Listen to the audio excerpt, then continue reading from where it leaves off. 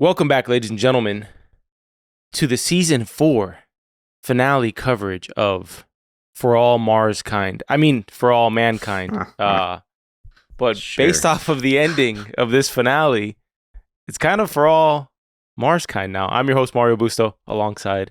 The other host, Zachary Newton. Welcome back. We're back, y'all. Season 4, episode 10, aka the finale, titled Perestroika. Do we know what the meaning of Perestroika is, Zach, the resident Russian expert? I'm not the resident Russian expert, no, but I can look it up. It Okay. basically means restructuring.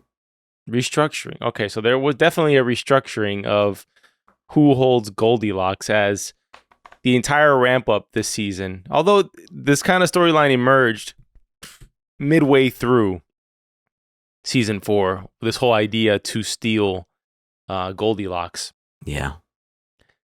Really, I gotta give it to him.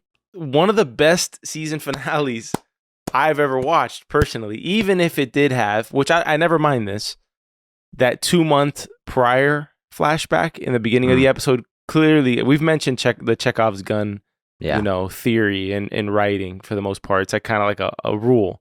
If you show a gun, it just adds this tension that it has to be used. I think Tarantino has done the opposite sometimes, where you show the gun and you think it's going to be used and it's not used, but nonetheless, it's effective because the entire time you're thinking someone's going to get shot with his gun. And in this episode, it actually happens to get fired and it hits Commander Poole. Quite fittingly, to be honest with you, right? Yeah. Felt like she was just down in that hallway to get shot. You know? You knew something was going to happen. Something bad was going to happen when she started making her way down there. Absolutely. Mm-hmm, I'm glad she didn't die, though, at least. Right? Like, that's good. We talked about that a little bit off air, but I feel like most shows nowadays would have made the decision to kill her, right? Because the foreshadowing of her giving her son like that message saying, I'm not going to miss seeing your grandson, my grandson, being born now, and we're going to watch Star Trek as you caught. All these different things. Other shows would have taken that as like the negative foreshadowing, like, oh, because she says that, she's going to die and it's not going to happen. But For All Mankind decided to have a more optimistic outlook, which I did say, I think I mentioned this. Maybe I said it in my head, but I could have swore I said it on an episode, that people would be too pissed if they killed like a Commander Poole or an Ed Baldwin. It's like, it's like the equivalent of killing a beloved, especially for this show where it stands right now, where we stand with all of our main character situations. There's not a lot left of the old guard here, right? And I feel like that's what they were getting at the end, where this is going to be like a new guard as the prominent main characters in season 5. We're definitely we're just speeding straight towards that pre-Expanse potential or pre-Star Trek potential, right? With the way this ended, because it seems like the whole thing that they want to establish early on in this episode is that the best thing for mankind is that Dev is successful in stealing this asteroid, because you see the corruption from the Russians. You see even Eli is involved in some sense. He knows. I don't know if you caught that, but Margo has this realization that Eli's in on the whole thing about Sergei getting killed. Yeah, it seems like it. At least looking at it through her lens. Yeah, because we can't confirm that, but the way he says, Margo, we can talk about this privately. Like, how does he know what this is, right? Yeah. Which makes you believe that the Americans are also involved. Also, Sergei, how about don't use your real name at the motel you're checked into? Yeah, I mean, you would think if you defected to the U.S., you might want to change your name just for protection. But no, I guess not. He was a little too brave there. Yeah, just Donald Johnson. Just change your name, man. Don't. Anyways, I wonder if that Big Mac is still there on the table. I don't know, man. But one of the interesting things with this episode for me is when I think about this show, like, this show is a brutal show, right? It is. The first episode, we had at least 2 people killed off. The last episode, we had Sergei's, a hole blown in his head right before he takes a bite out of a Big Mac. Yeah. This episode was very suspenseful. It was very well done. And correct me if I'm wrong, but I don't recall there being a single death in this episode. No, I don't think so. I don't think there was. But nonetheless, you had this tension the entire time that you didn't know. Like, for example, I don't know if you felt this way, because it sounds like you felt this way. I wouldn't have been surprised if we left this episode with Ed, Danielle, Dev, everybody dead in that North Korean module. Okay. Mm-hmm. I wouldn't have been surprised if Sam flew off that ship. Okay. Yeah. I wouldn't have been surprised if Palmer flew off that ship. I wouldn't have been surprised if, actually, no, I wouldn't have been surprised if Miles died. Not by the way that he was being tortured in this episode, but by some other means, which we'll talk about Miles later, because we have a very controversial bet here, which I think I personally won with the way everything panned out, and the fact that, you know, in the time skip later, certain individuals are not arrested. And, you know, we'll discuss that. Some quotes stood out today, so the category should be strong. Okay. But I don't, you know, talking about this episode from a high level does not mean bougie. This is a term that actually I've stolen from Zach over the years. High level is just like a, you know, top down look at something. Yeah. It's not like we understand this and you don't. High level, it's more like we're taking the bird's eye. It's a 30,000 foot view of the episode here. The moment Aleida tells Margo that Sergei's dead, right? And for some reason, shows do this thing where the writers never like to write the death reaction. Yeah. you ever notice that? Shows never. Every time we have one of these scenes, I'm always just tallying it up. I'm waiting for Sergei's dead, and then the actor has to have a moment. I'm sure they filmed it, by the way. I would imagine they did. You know, I don't know. Maybe it's more effective to let the watcher kind of like have that reaction themselves, not feel like they're guided there. The muted reaction. Yeah. I didn't mind it. I just, at this point, I'm catching a trend with shows going back for a while now, where it seems like most shows prefer to do turn the audio off, see the silent reaction of the person, that sort of thing. Yeah. I mean, Last of Us did that crap. I mean, it happens a lot. Yeah. Yeah. But the moment Aleida tells Margo about it, I had kind of come to the conclusion that Dev's plan was going to fail at that point. Because to me, it was more about they needed to have that realization from Earth, from a few people, that if this asteroid comes to Earth, the Mars program is dead, because all these people care about is lining their pockets, right? Yeah, yeah. And the honorable, like the actual tough choice here, right? Because that was another thing. It was, let me tell you, this show surprises me constantly, but out of nowhere, this went from stealing an asteroid to this being a historical decision that will reverberate for centuries, type of thing. Think about it. You have that moment with Margo recounting her mentor, who she now has a similar fate to, right? Because she's hated by everybody. Margo's like the most tragic hero, and maybe one of the most tragic heroes I've ever seen in a TV show. She trades her whole beloved career that she staked her whole life for a man she can never be with, right? Yeah. And now her reputation is already dead. Her life she's pretty much forfeiting her life here to do something for the betterment of mankind that hates her. Her name is the only one scratched out in the NASA's director's sign. I don't know if you noticed that. I did notice it, yeah. Yeah, so people pretty much trash her name, and she's probably the best director in NASA history, like in this timeline of the show, of course. But it felt to me that we needed to have that moment where hope was lost on Mars, but Earth came to the rescue in a way. But I guess they had insurance, because Sam was successful in fending off Palmer. So even if Margo never did this, the engines wouldn't have shut off, right? No, I feel like they would have been able to circumnavigate it. Yeah, they were gonna like dump. I don't know. They were gonna dump the fuel, I forget the specifics of what they were gonna do, but it still would have gone around the shut off, because they just wouldn't have had any ability to run the engine at that point. But you know, this episode had me guessing the entire time what was going to happen, which I liked. But I'm so glad there was not another layer to this onion of, well, let's go around them now. Oh, yeah. I was like, all right, guys, come on. We got like 4 plans going on all at once. Let's just let it play out here. You're talking like, okay, we need the discriminator. And then now they're in the North Korean module, and Ed goes, wait a minute, is that an S-band radio over there? Yeah. And then NASA's like, wait a minute, they're trying to. And then I love how the directors of the space programs are the most oblivious people. Mm-hmm. Eli's always like the worst when he's like, wait a minute, they're trying to steal our ship? Wait.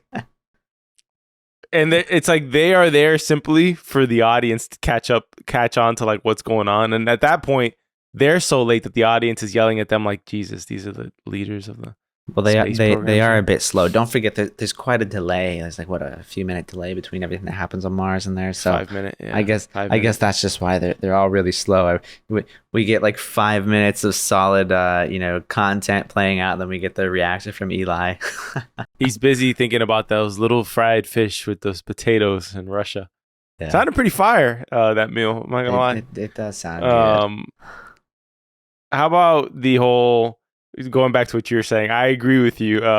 If they would have done just one more of those circumnavigating strategies, it would have been too much. They wait, we can just go around them here from NASA. We can take the engine back. We can take the ship back. Yeah. Right?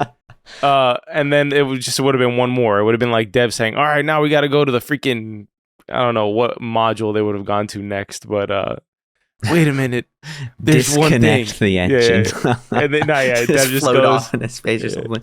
Though that would be kind of productive because they wanted to slow it down. But yeah. Wait a minute. He just starts thinking to himself, no, but impossible. That can't work. Sam, if you look to your left, enter the ship the thruster and attack everybody. Yeah. There is a machine gun, Sam, that I stored in the cargo hold. Oh God! No way Sam doesn't die. By the way, in a real scenario like this, holding on by one arm with two massive thrusters on her left and right. Like, yeah, you saw when being she in dropped space that like being in a pool. What do you mean by that? Like, what like part of being in a pool are you referencing here? Like you're weightless underwater. You know? Well, yeah. I mean, you're weightless in space. That's what I'm saying. So, like, if there are two massive thrusters, by the way, I would have figured that they would have been frayed. That's fire coming out of the thruster. Well, and don't forget space is cold. I get that, but what I'm trying to say is that didn't those thrusters look awfully close to that power panel? Man. Like they looked really close to Sam. They looked close to a lot of things there. Bordering design, like questioning of how close the thrusters are to the integrity of the actual ship itself, but. I'm not an engineer, so I'm not going to comment on it. But I thought for sure Sam was going to be like sucked off into the to the flow of the, I don't know, the engine or whatever you want to call that there, and just instantly burned like that panel was. The writers really love Ed, huh? I mean, who doesn't? He makes some real choicy calls when he says, "You're gonna have to use your tether." When he's like telling her how he has to pull that lever out, and he says, you're gonna have to use your tether. No one else in the room is gonna say this, but the whole audience knows she's gonna have to use her tether for some sort of leverage here. And then he says, you want it to be an astronaut, right? Like, he's just, but nobody died. Nobody died as a result of his actions. I'm assuming at a certain point, one of his ballsy moves is gonna cause someone to die. To be honest, the poetic ending would have been Danielle dying as a result of Ed's thing. But, I think the writers, the way they figured was this was like a get out of jail free card for Ed, considering his wife was getting banged by his best friend's son. So they were like, let's just spare him any consequences for his decisions this season. And he almost went, if this asteroid thing wasn't successful, he almost went from American hero, as some listeners have called him Buzz Lightyear. He almost went from American hero to the next Margo if he would have had to return home as the guy trying to steal the asteroid from Earth. Although I did sense a little bit of returned home willingly. Yeah. Well, yeah, I think he would have just died on Mars. He would have said, "Yeah, you're taking me." Yeah, I did like that scene when Danielle calls down and says to Lee, "Put Ed on the phone." She knows. She always knows what's going on, but she really does. Yeah. Look, like I said earlier, I'm glad she didn't die. It would have been poetic horrible. if she did. Would have been however, I feel like it would have made things or made it difficult for the audience to get behind this new movement that is Agreed. dev, right? Like that would have been a really difficult thing to come back from, just from the storyline itself.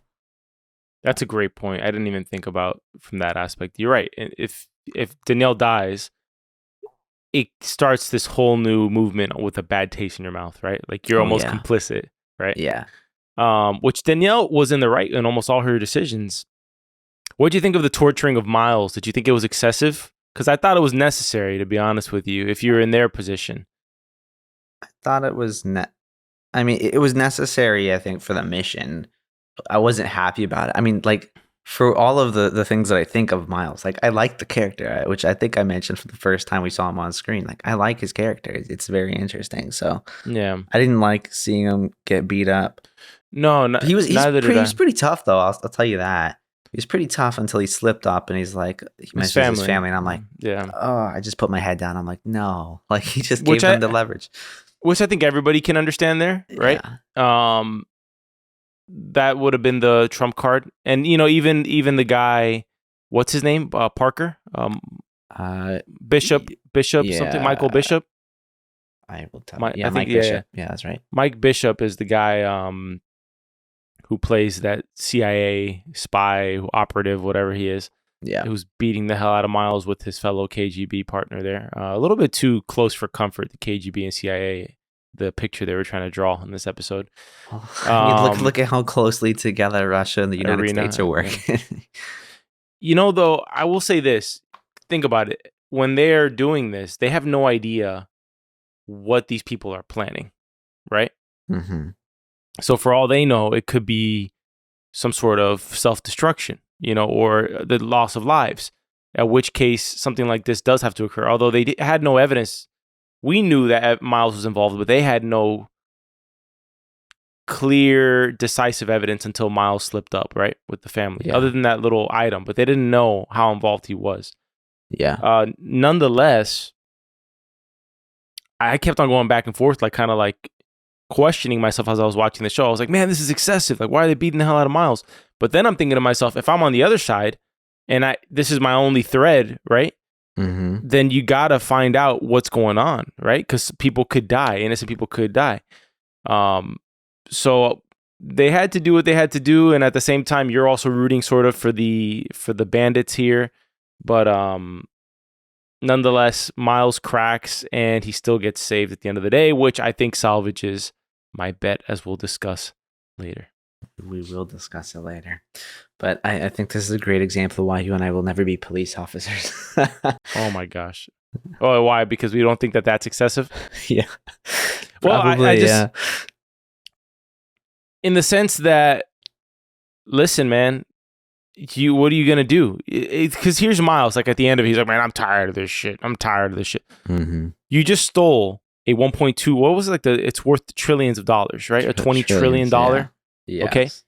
It's not like you're doing nothing here. You are absolutely irrevocably affecting the future of Earth here by taking this asteroid, right? This is not a small operation we're doing. I just think it's because it's a TV show, we're minimizing it and we can zoom out and see like the good on both sides, but this is like a major crime against the people on Earth for the most part of taking this asteroid. So, was it excessive? Did I think that they were going to kill him? No. I just thought that they were taking him to the brink, to be honest with you. Yeah, I wasn't expecting him to die either. I'm with you on that.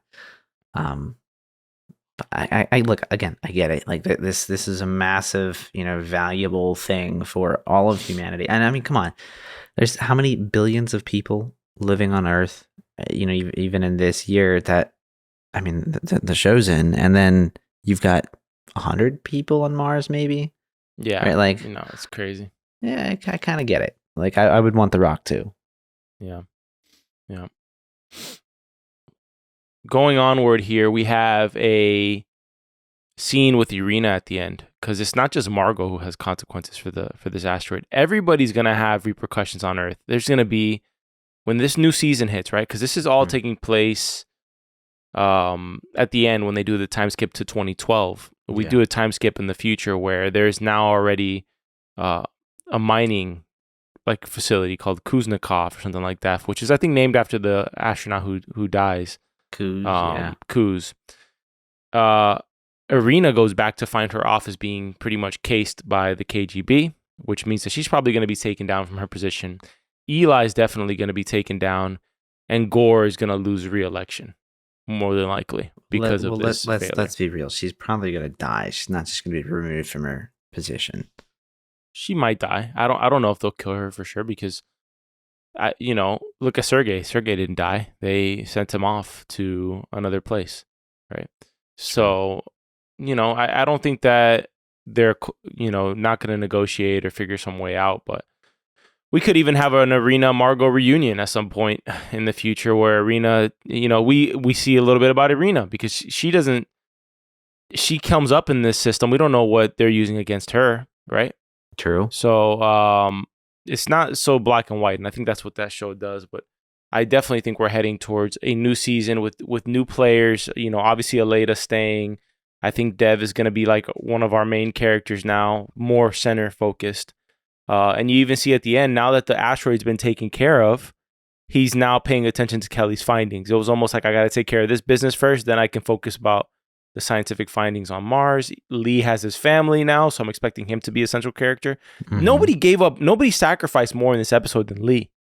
Am I wrong on that?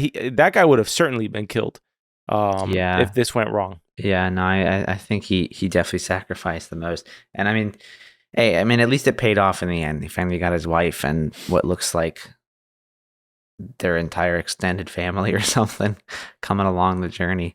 I don't think that was his family. I think that was other people bringing their families up. People who were deciding to be... I have a feeling... I don't know what's going to occur in the next season, and maybe we can talk about that now. But it does feel like people have drawn a line in the sand where either Mars is your home or Earth is your home, and you got to decide now. Perhaps that's the reason why Dev is not arrested at the end of this episode. He's walking of his own volition, maybe. Because he's so irreplaceable, or maybe because it's just Earth and Mars have no choice now. And so through stealing this asteroid, the US and Russia have to now cooperate even more in order to stay involved on Mars, right? I think they're going to have to. I don't know. That. Yeah. So at what point does Mars split off eventually on this show as its own kind of sanctioned territory? It's just the new America type of thing where you have Miles with his uprising, they pretty much have their own little mini insurrection. It's a nice little famous word people like to throw around loosely these days. Yeah. A lot of times they mispronounce it though. Yeah. What do they say? Like erections? Yeah. Oh yeah. Yeah. Instigating an erection. It's great. What's that guy on CNN who got caught like freaking on a Zoom call? Oh, I don't remember the name. Tubin. I don't know. I'm sure he likes mispronouncing that word. That guy's gonna be haunted by that for the rest of his life. That's pretty horrible. But that's a bad thing to say on there. Yeah. Yeah. You know what though? I mean, they spread so much lies that it's just kind of fitting. But anyways, continuing onward here, Miles has his redemption moment. Kind of crazy. Miles goes from no purpose at the start of the season. We can talk about maybe some character journeys. Yeah. He's worked in an industry that's been decommissioned by nuclear energy. He was working on oil rigs, okay? Yeah. His wife, we're not part of the Miles' wife fan club here. I was kind of rooting for a little Samantha action for Miles on Mars, to be honest. But mainly because of the pressure he was facing on Mars. Like, listen, woman, like I have gone across across our solar system, or what would you call it? A galaxy? Yeah, solar system. Solar system? I think solar system. Yeah, solar system. Gone across our solar system to provide for this damn family, all right? And you're still, maybe we have to downsize the home a little bit, honey. All right? You're not the one flying across space, freaking collecting space rocks out here. Why don't you settle down a little bit? We go get another part-time job and, we'll figure this one out. But, Miles didn't read the fine print. He goes with someone who had no purpose to, high pressures, creating and hijacking, pulling off like a Heisenberg situation. A lot occurred this season as we talk about it. He literally steals a black market from, Ilya. Okay. Yeah. And then becomes a very key source in this asteroid. Like he becomes the central point. None of this goes down without Miles because he needs to get the equipment for these people.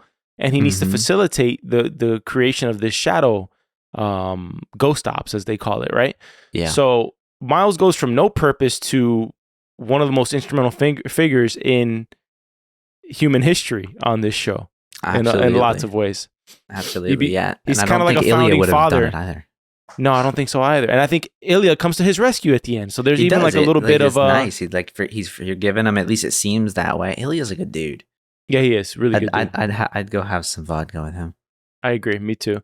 You know, at the end, he becomes kind of one of the founding fathers of this new Mars base, right? Dev is probably like George Washington, you know, or all right. I mean, who's more important than Dev? He's the one who came up with this whole plan in the first place. He's probably footing a lot of the bill too to build everything that they have. Yeah.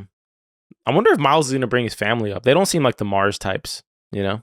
I don't think they would bring his family up. You know, I don't know. Honestly, I'm actually kind of 50-50 on it, because I feel like Miles is in, and I guess this kind of goes into like some of our projections a little bit, but I feel like he's in this for the long haul. Meaning, like, I feel like he wants to be on Mars. Like, that is his new place. That's where he's found his place. I agree. So, I mean, there's three outcomes. There's either his family comes to Mars, they separate, or he's taken home. I don't think he would go home, under his own will. I think anybody who worked with Dev on this plan is going to be protected by Dev somehow, whatever that may be. He's so indispensable now on Mars that he probably is, unless the government just seizes all his companies and is, which would just be a just complete fascist move, right? Yeah. But I don't see that occurring necessarily. Speaking of the other characters, I was concerned for Aleida in this episode half the time, because she's been so close to Margo, so close to the Sergei situation. Yeah. And I didn't know at some point whether repercussions were going to come to her family at a certain point. But it seems like nervous about that too. Yeah. Yeah. Especially, Sergei was in her home. Yeah. So I think Margo was being a little loose with that. But, what does it say? The heart will do what the heart will do. That sounds appropriate, yeah. Yeah, she's in love with Sergei, man. That dude's got a hold on her. Well, not anymore. Not anymore. R.I.P. I really enjoyed his character, and I actually really enjoyed imagining those two like in some sort of Shawshank Redemption ending of, on a beach in Brazil. Mm-hmm. They've turned Brazil into a superpower on the space race, or there's no longer a race too much unless they're going to Jupiter next. But just imagining those two, pina coladas in hands, or caipirinha. What's the name of the famous Brazilian drink? Anyways, I have no clue. No, you don't know. You're the Russian expert. I'm, anything south of the equator is my domain. Okay. That's fair, Zach. That's fair. It's fair. You would survive better in colder weathers. I would. I would assume. Like there would just be a natural. You probably have like a plus 15 lumberjack skill that you don't know about, and I probably have like a, I don't know what skill I'd have. I'd probably have a. Well, I'm Cuban, so I'd probably have like a I'd have a plus 15 boating, navigating as a Cuban. You go. Anyways, going on where I don't know where I was going with that. I was hoping to see a future with those two, but I think you needed Sergei to die for Margo to take for her to finally hit her limit and say, I'm going to just take my stand. I'm going to do what I'm going to do. Yeah.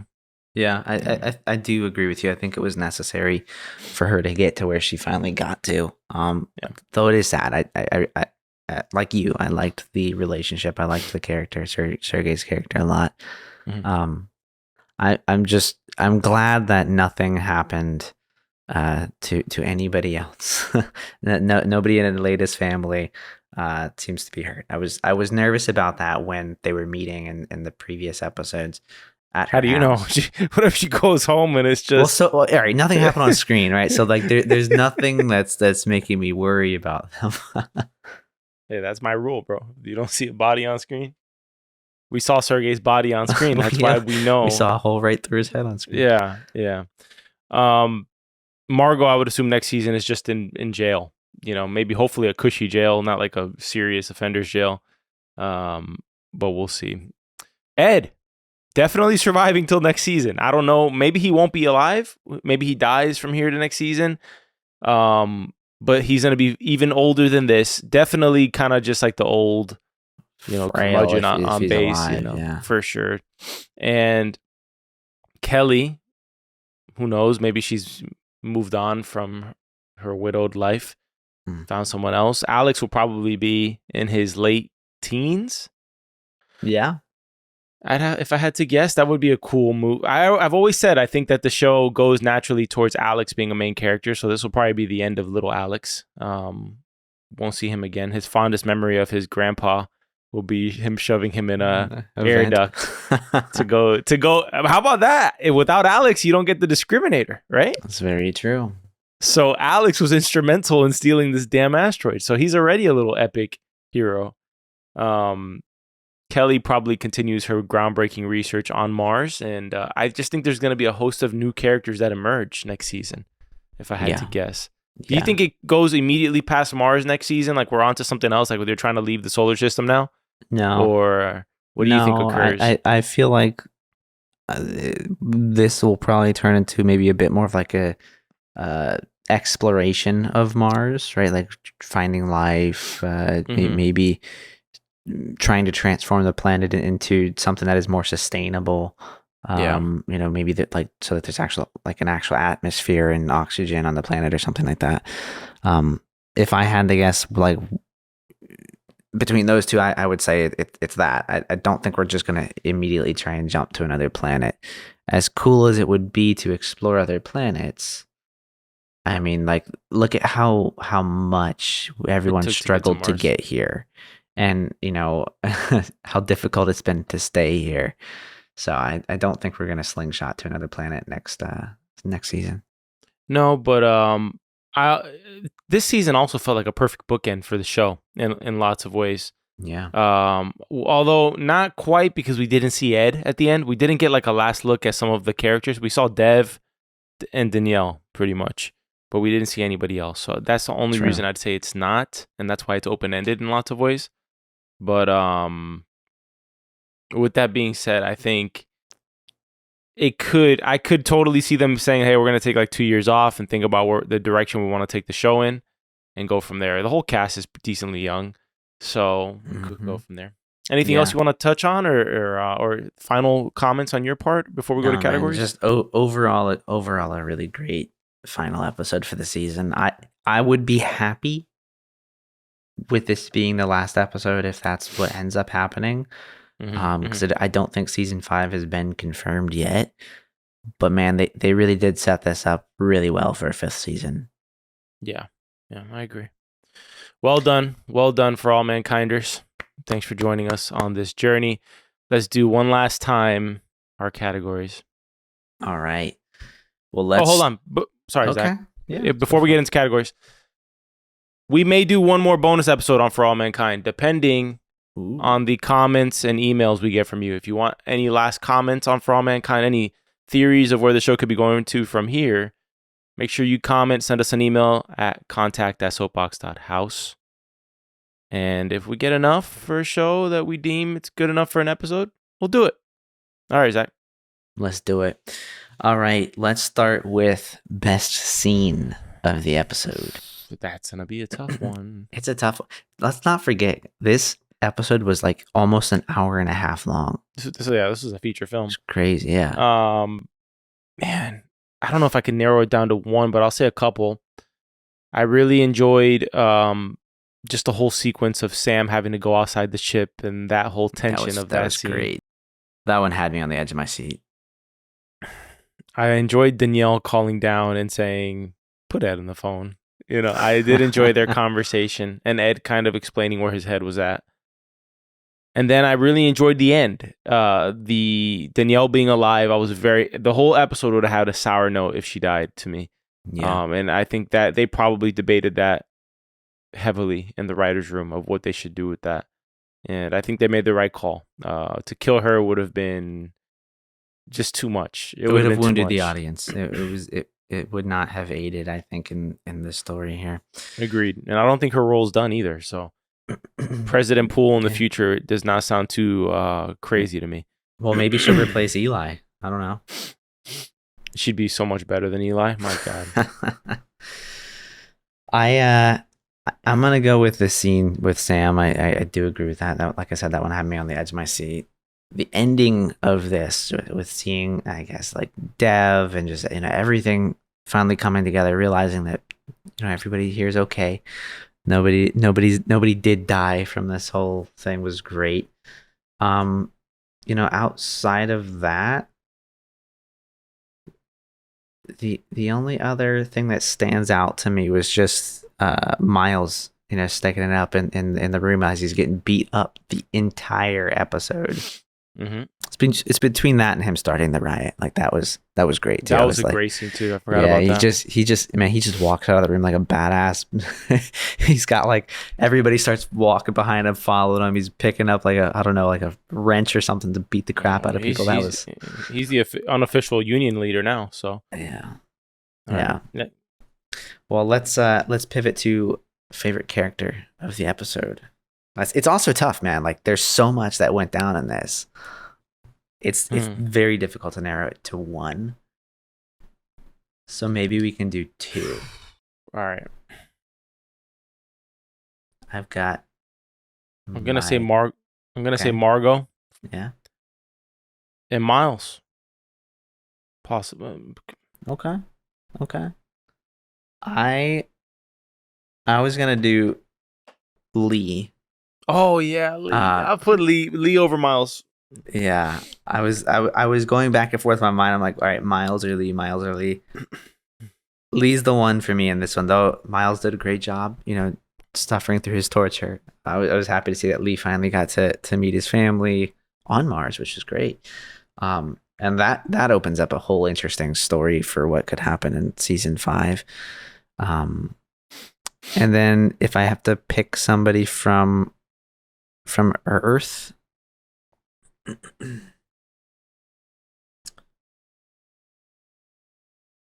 I think I'm gonna go with the same one. I might go Aleida, to be honest, on Earth, because she had more to lose than Margo. Margo at this point has been taken so far to the brink that what's left for her, even when she goes back to Russia. Yeah. So it was even more courageous on Aleida's part to input that code than it was for Margo. But Margo, yeah, she definitely honorable mention. Yeah, I mean, the reason I picked Margo over Aleida is I don't think Aleida's storyline's done, and I think it's possible that Margo's is. Maybe she does come back in season 5, in some capacity, but I feel like her character had closure in this episode, which was nice. Yeah, it was something that I don't feel like her characters had the entire show. So, agreed. I like that. All right, top line of the episode. What you got? We probably both have the same. I had put Margo when she says, "Werner made it seem like there was no choice, but there's always a choice." And then she follows it up with progress always. She kind of redeems what he said when she talks to him early in the series. She redeems what he said that sounded more evil, and hers is kind of good. Yeah, which is progress always has a cost. In this case, it's really. I will say the citizens of Earth would have benefited from this asteroid too, but the higher ups more than anybody would have benefited from this, right? Yeah, I mean, we have no idea what sort of technological advancements it would actually have helped with in terms of medicine or whatever. That's a great line, though. Mine is a much shorter, less deep line. It's the one from Ed. He wanted to be an astronaut. That's it. That's the one that stood out to me in this. Yeah, that's a good line. Yeah, I liked it. I like yours, though. I like it. Thank you. Yeah. Are we gonna go? Let's go over our bets here. What do we have at the start of the season, and where do we stand now? At the start of every season, if you join us on a series, most series we will do like wagers at the beginning, which usually results in one of us getting a bottle of our preferred adult beverage. Yeah, absolutely. Let me go ahead and pull it up. Here we go. Okay. So we had 3 bets. 3. Okay. So this is 3. Yeah. So somebody's got to win this here. Somebody has to win it. Let's start with Miles is a screw up. Mario says no, and Zach says yes. I'm gonna let you answer it, pal. I'm gonna have to agree in that he was the down. I mean, he let some pretty bad stuff. And he had his moments of screwing up. I think a lot of this season, all the way up until like the last maybe 2 or 3 episodes, he's felt a lot like a screw up. But as you mentioned, he was pretty integral to this. He was integral to everything that went down here. And I will say, because we are both on the side of Dev, we are not on the side of the United States and Russian governments trying to bring this rock to Earth. Mm-hmm. I'm going to agree. He wasn't a screw up in this. He was great. Came around. One for me. I'll be honest, Zach. The moment he snitched, when they brought up him, I said I lost. I you literally put your head down and started crying. I said I lost it. I lost the bet. That was it. And I lost it, but I was like, I understand. Like, it's his family. You know, what is he gonna do? But yeah, all right. I didn't want to win it that way either. Like when he said that, I was like, no, but come on, don't let that be what breaks this entire mission here. You had a moral conundrum because you were like, if Dev is a screw up, then the asteroid comes to Earth. But if he's not a screw up, in lots of ways. Yeah, well, Miles was great. Because you think about it, if Miles breaks any sooner than when he broke, the whole operation goes up a lot faster. Immediately he could have been like, I need immunity. And then he says, it's Dev Iesa behind this. And then immediately that's completely over after that. Mm-hmm. Completely. Anyways. Yeah. All right. Next one. Asteroid mining succeeds. You voted yes, that it succeeds. No. And I voted that it fails. Wow. So I already won. You won that. But I did win the other one at least. Ed dies. You voted yes. Ed dies in this season. I did. I voted yes on that. Yeah, I voted no on that. Wow. Well, I got you 2 out of 3 though, bud. There you go. You got me on this one. It's about time because I feel like I've won 2 in a row. You had to break my streak. You won the. Did you win Invasion? Which one did you win? Invasion, right? I think it was Invasion, and it was Foundation. We have to keep a tally on like. I know I won Peaky Blinders season 6, I think. Yeah, I think so.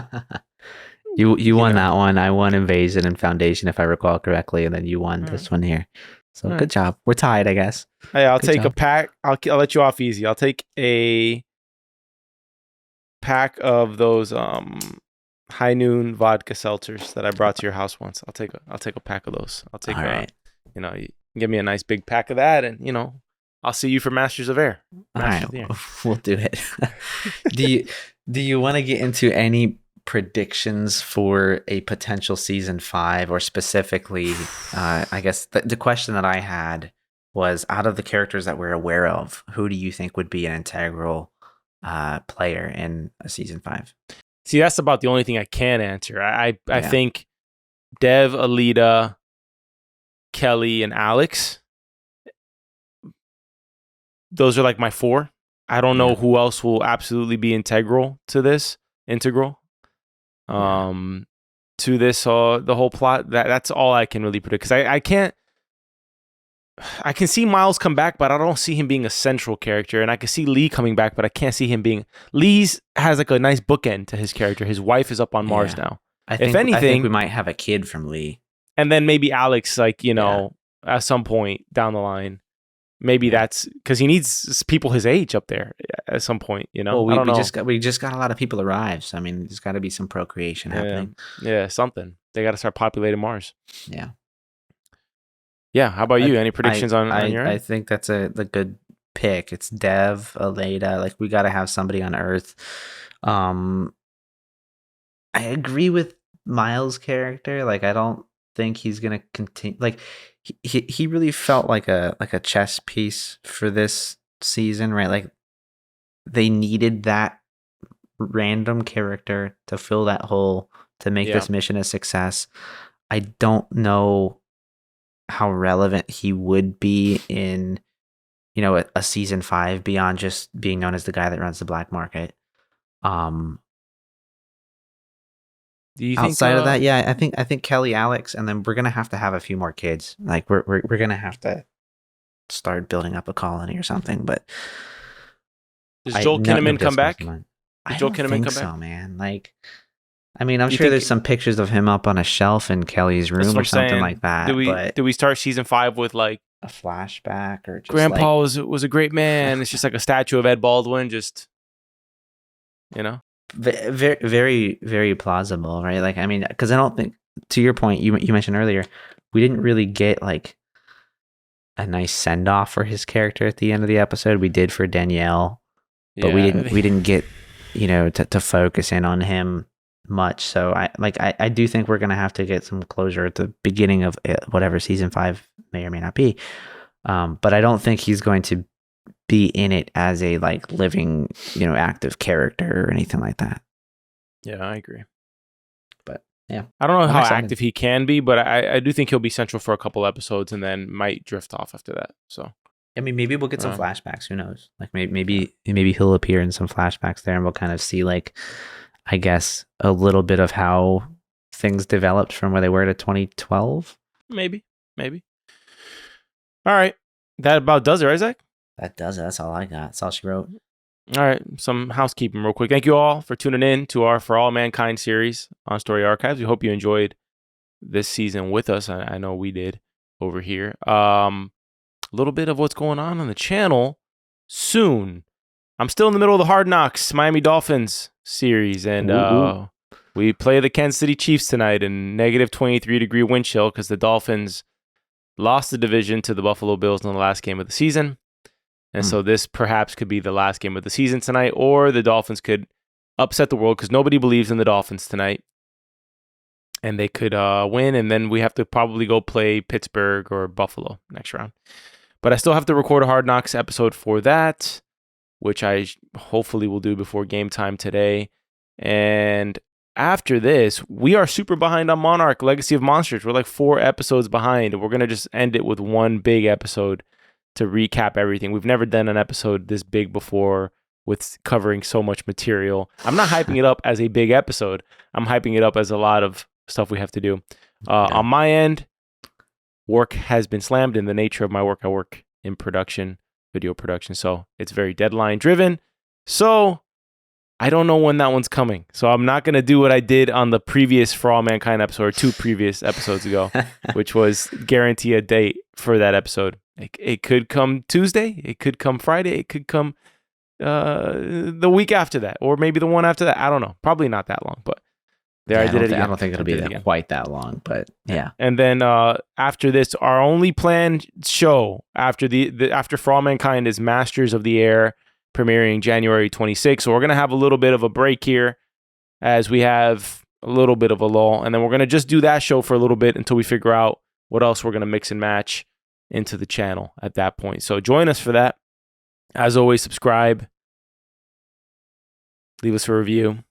You know the deal. And if you want to support the show, our Patreon is in the description. Spotify is abandoning their ambassador program. So yeah, if you want to support the show and help us do that, as Spotify delists their monetization ambassador program. Yeah, I figured it was only like an onboarding thing, but they've been good to us. So yeah. Anyways, all right, Zach, to the outro. Well, thank you for listening to this episode of For All Mankind by Story Archives. You can find this podcast anywhere you find podcasts, Apple and Spotify podcasts primarily. You can visit us on YouTube at Soapbox Podcast Network. Our website is soapbox.house. You can email us at contact@soapbox.house. And we do have a link in the description below to sign up for our quarterly newsletter, which was pronounced very interestingly by me. Right now. Oh, by the way, you got called out that we still have a certain form active on our links. So we have to deactivate the form that we said we were only going to put up for a short period of time. Okay. Our feedback form. We'll deactivate it. Thank you. Who called me out? I don't even know. Yeah. Oh, well. Well, it's been a nice soul. Yeah, it's been a good one. See you next time, y'all.